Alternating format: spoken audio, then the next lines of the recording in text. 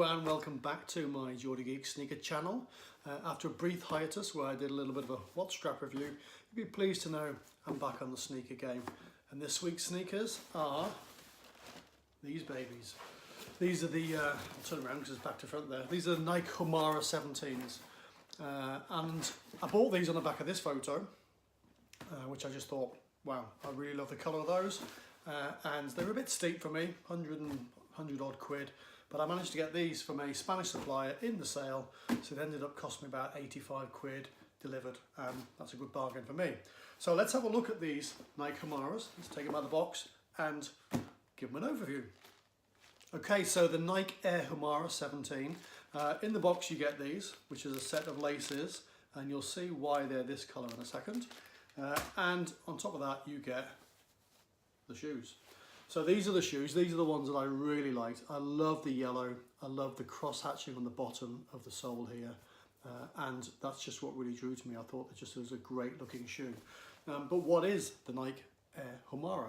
So this is a shoe from '98, funny enough, designed by Foggy, the famous Nike designer, which nearly got binned because nobody seemed to like it apart from him. But he wanted to do a legendary trail shoe. He was very influenced by aircraft design and industrial design, which is why these lines sort of radiate out from here, apparently like the spokes of a motorbike. I can't see it myself, but that is the design influence. And these are a trail shoe.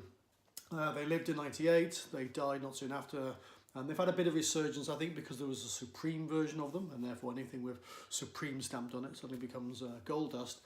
And there's been a few versions. This, I think, was one of the first ones to drop the beginning of this year. There's been another few colorways which are called premium Humaras.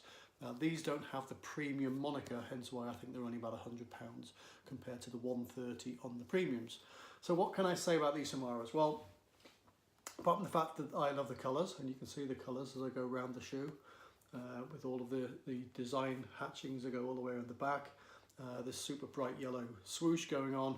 Apart from the colours, I quite liked the fact that it's a trail shoe, that it's a sort of a kick-on shoe that you could take off and do a bit of trail walking or a bit of trail running. And I do the odd bit of running, but I probably wouldn't wear these for running. They're a little bit heavy. But let's have a look at the materials for this. So virtually no leather on it at all. It's very fabricy. This may be leather, maybe sort of a very suede leather, but everything else is sort of a fabric. There's no special materials on this. It's very, very similar, if not the same as the material that was on it in '98. What I really loved about it was these hatchings, as you can see there on the sole.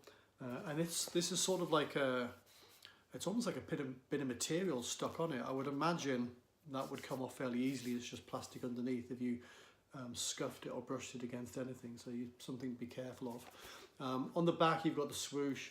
This portion here is 3M, and on the front as well, this whole front portion is 3M. So if you're running in these in the night time, if you feel like running in heavy ass trainers, you've got a bit of 3M on the front and a bit of 3M on the back. And apart from that, there's not much to say, but you can see the sole, you can see the sort of trailness in the sole, the trail running. It's an Air model, so you've got the Air on the base. So it's a Nike Air trail shoe, and it's using the Zoom Air. So Zoom Air, from what I recall, is one on the rear and one on the front, two air pockets, and that's what gives you the air on these. If I look inside them, you have the Nike Air and the Air logo. You've got a pull tab on the back here, and you have a pull tab also on the front. And as I mentioned, the trainers, the laces I mentioned earlier, they're obviously to go with the sole. I may switch them actually, because I think these are a little bit less ostentatious than these yellow ones.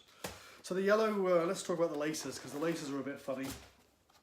If you have the laces just like this, and not tucked into these side holes, these are some long laces, and you can, when you tie them up, you've got this great big bow going on the shoe.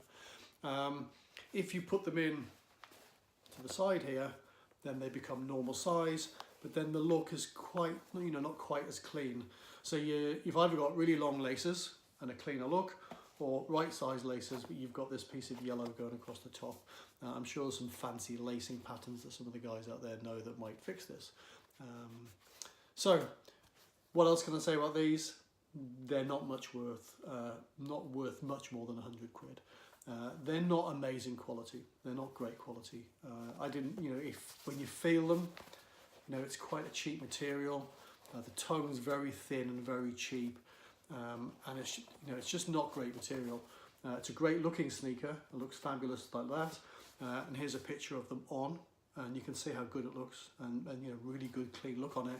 But these aren't high quality trainers. If you're used to something in, you know, either your sort of your Vapor Maxes or some of the Epic Reactors I've got coming next week, review to follow with running on them. But if you've got some of those sort of trainers that are more the 130, 160 mark, this is not in that league. Cheap tongue, cheap feeling to the foam going on here, and a sort of very, very thin front. So they're worth more or less what the money I paid for them, which for me was about 85 quid, I think it was. I said once they did the conversion from euros, and that is the sneaker. Not much else more to say than that. Quick look at them on, and that'll be the end of this review. Quick one on the sizing. These are size 11 UK and a size 12 US. I'm an 11, and these are true to size. Nike's a funny sizing, as I've said before. You could go to 10.5 in some sneakers. And certainly I've got some Nike sneakers at a size 11, UK 11, which are too big for me. So depending on your size, you're either 10.5 or 11. I'm an 11 in Adidas all day, every day. These are an 11 Nikes, and these are true to size. So take your normal size if that's what you are. So let's have a quick look at them on, and that's it. Geordie Geek, over and out.